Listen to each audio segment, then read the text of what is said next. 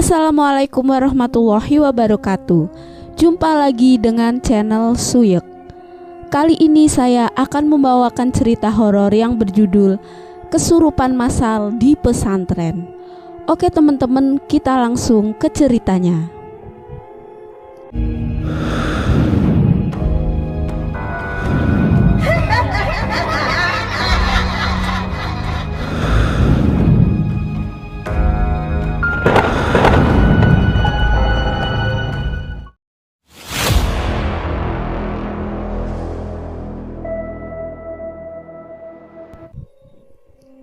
Ini adalah kisah nyata di sebuah pesantren yang ada di Jawa Barat.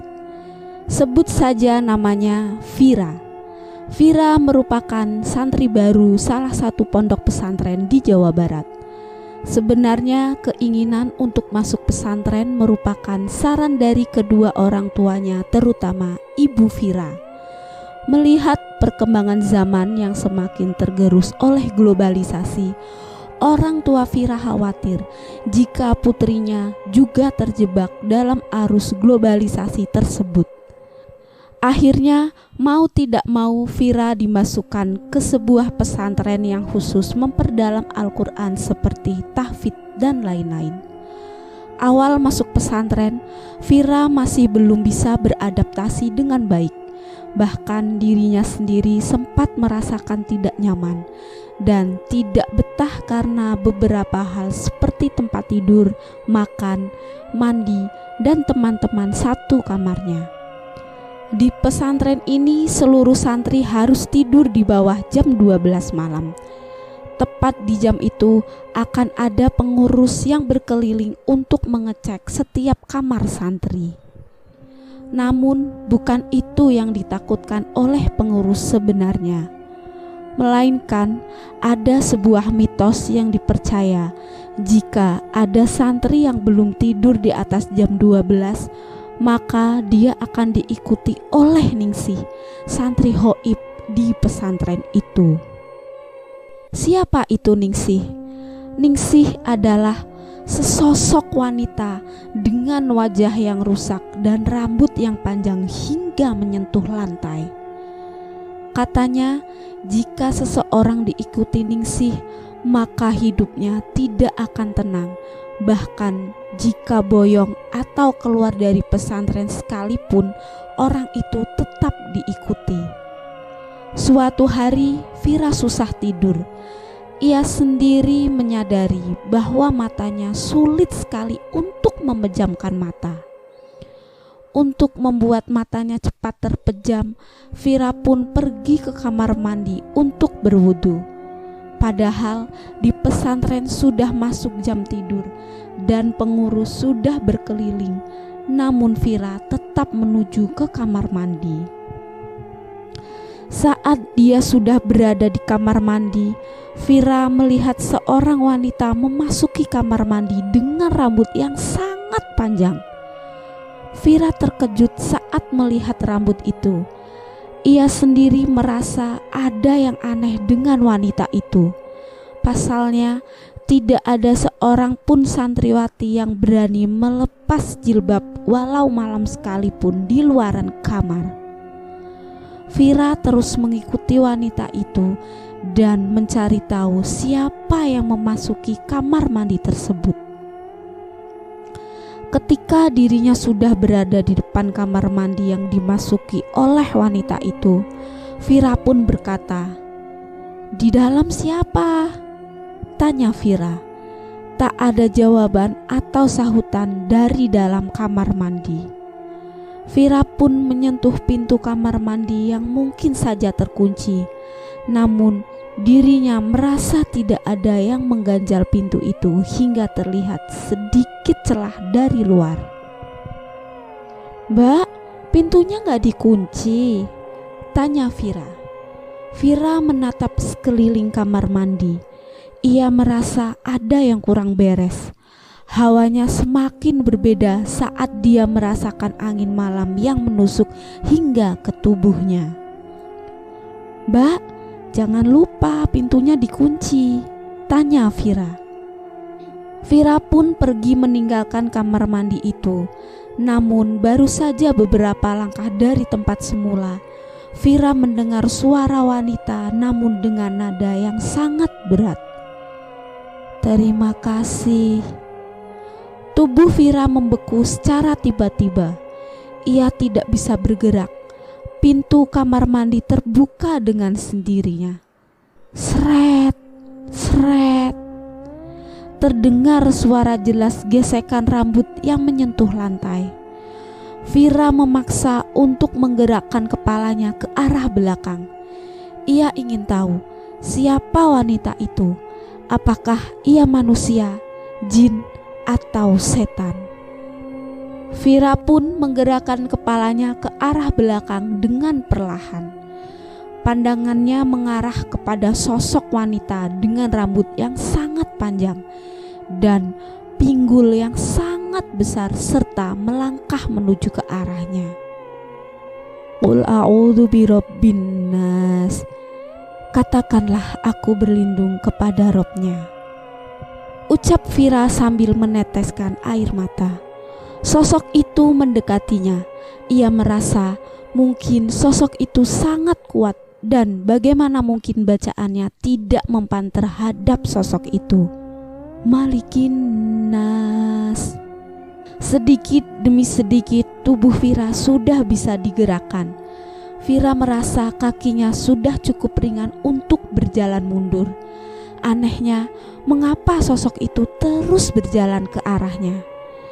Ilahin Nas.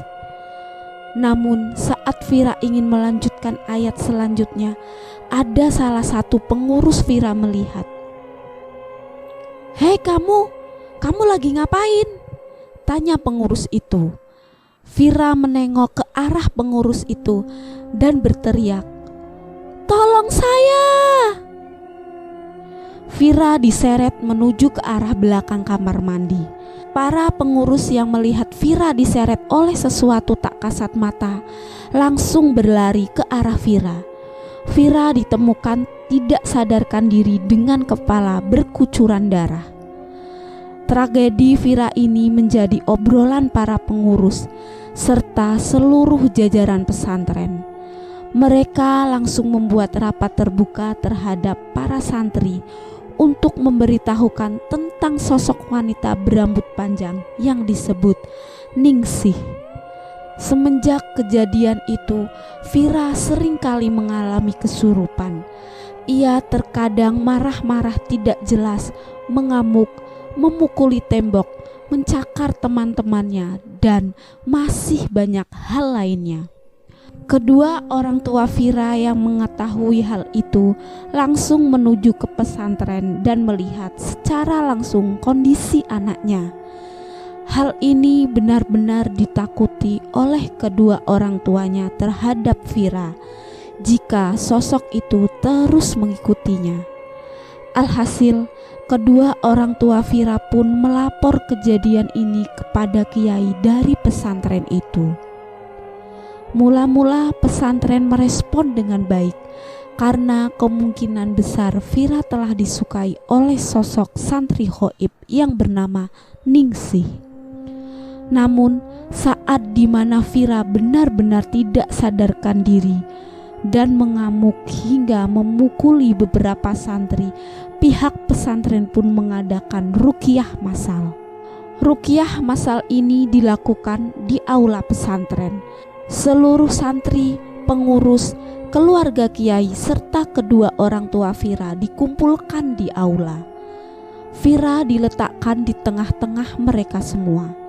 Kedua tangan Vira diikat dan matanya ditutup menggunakan kain berwarna putih. Seluruh santri melantunkan ayat Al-Quran yang digunakan untuk meruqyah Vira. Total ada 35 macam surat yang akan dibacakan secara bersama-sama oleh santri dan juga mereka yang hadir di dalam ruqyah massal tersebut. Tujuannya bukan hanya tertuju kepada Vira, melainkan kepada seluruh santri yang kemungkinan besar juga beresiko untuk diikuti oleh sosok Ningsih yang sangat nakal. Sebelumnya ruqyah masal itu dimulai, kiai itu mengatakan beberapa pesan. Nanti jika kalian sedang membaca Al-Quran, jangan sampai hati kalian merasakan keraguan. Dia akan mengganggu kalian, membisiki kalian, menekan kalian, dan melakukan apapun agar kalian menjadi ragu. Mengerti semuanya? Mengerti Pak Kiai, teriak santri secara bersamaan. Pak Kiai itu pun mendekati Vira. Nak, kamu yang sabar, kamu yang kuat. Jangan sampai si Ningsih mengganggu kamu. Mengerti? Tanya Kiai itu. Mengerti Pak Yai. Kedua orang tua Vira merasa khawatir. Mereka berdua meneteskan kedua air mata karena merasakan perjuangan yang sebenarnya yang terjadi pada Vira sendiri. Ruqyah masal pun dimulai. Mula-mula mereka membacakan Al-Fatihah secara bersamaan, lalu dilanjut Al-Baqarah ayat 1-5 dan Al-Baqarah ayat 102 sampai 103. Tampaknya lancar dan baik-baik saja. Lanjut kepada surat Al-Baqarah ayat 163 sampai 173 secara serentak dan penuh kefokusan.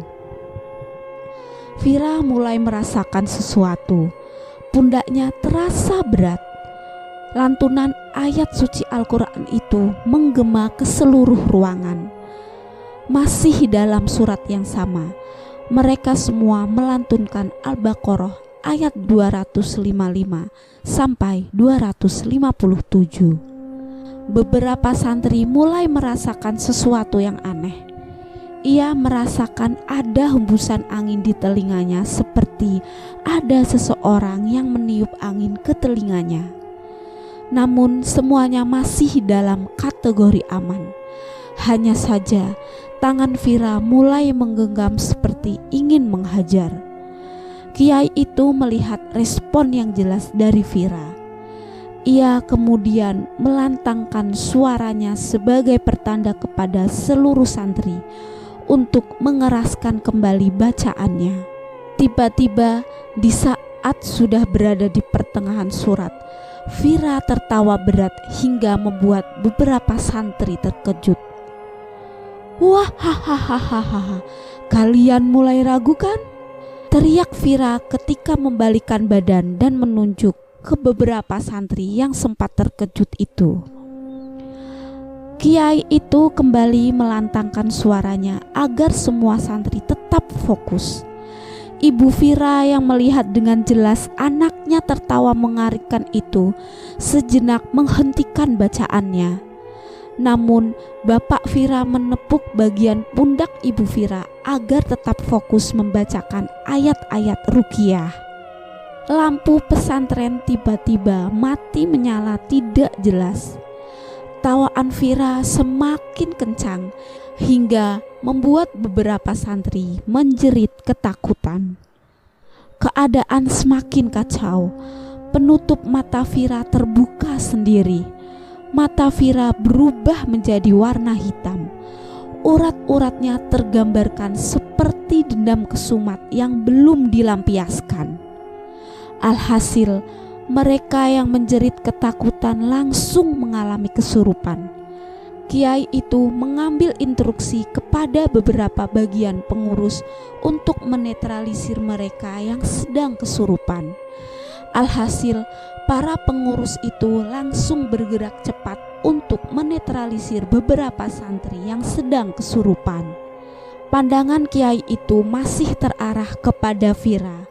Bacaan ayat suci Al-Quran itu terus dipertegas dan dilantangkan agar Vira bisa terlepas dari jeritan Ningsih yang masih berada di dalam tubuhnya.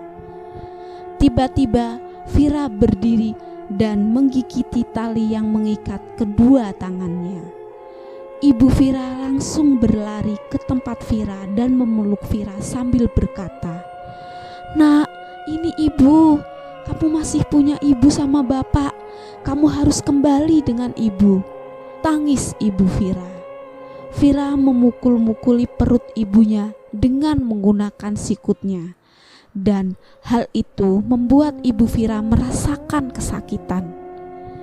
Bapak Vira langsung bangkit dan berniat membantu, namun dia dilarang oleh ibu Vira karena ini merupakan tugas seorang ibu untuk menempelkan kekuatan kasih sayangnya kepada anak.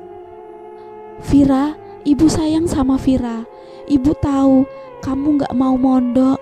Ibu sama bapak udah salah gara-gara maksa kamu mondok. Ibu sama bapak sayang kamu, Vira. Ucapan ibu Vira itu membuat kiai itu tertegun. Ia menyadari kekuatan yang sangat besar hadir di tengah-tengah aula itu. Ya benar, itu adalah kekuatan cinta seorang ibu yang berusaha mengeluarkan kejahatan dari diri anaknya. Vira masih memberontak dan terus-menerus memukuli perut ibunya hingga membuat ibunya terpental dan terjatuh ke lantai. Bapak Vira langsung menuju ke ibunya. Tatapan Vira mengarah kepada ibunya. Ia menggerakkan kepalanya ke bagian kiri sambil menunjukkan jari telunjuk ke arah ibunya. Vira benci ibu. Ibu jahat, teriak sosok yang memasuki Vira. Ibu sayang kamu, nak. Kamu gak boleh kalah sama sosok jahat itu, ucap ibu Vira.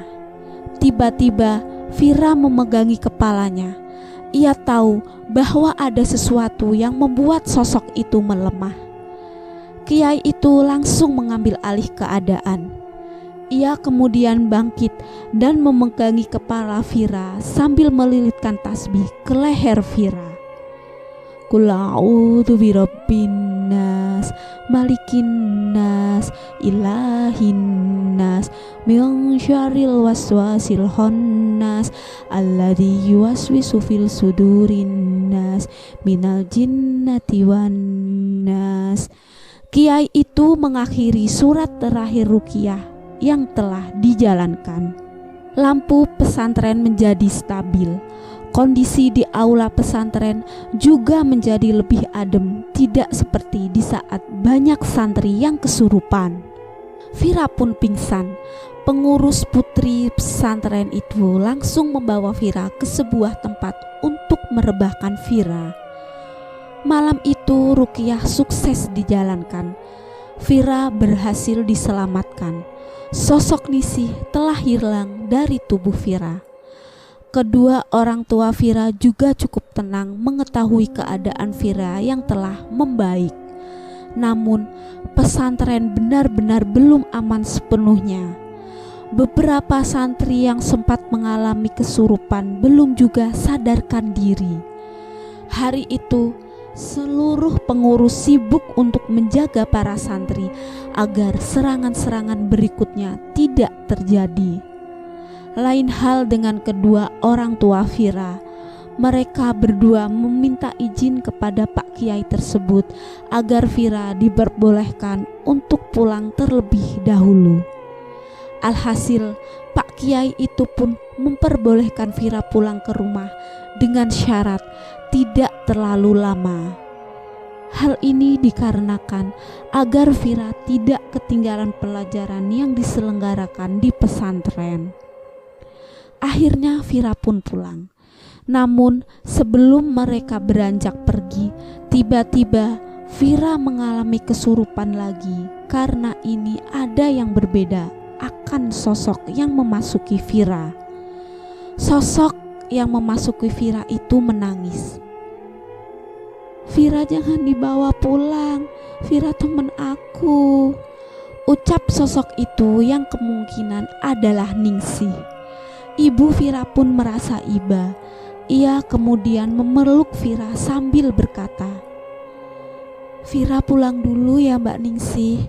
Vira butuh waktu buat menghilangkan traumanya, senyum ibu Vira. Namun sosok itu tetap saja tidak mau, bahkan menghalang-halangi kedua orang tua Vira.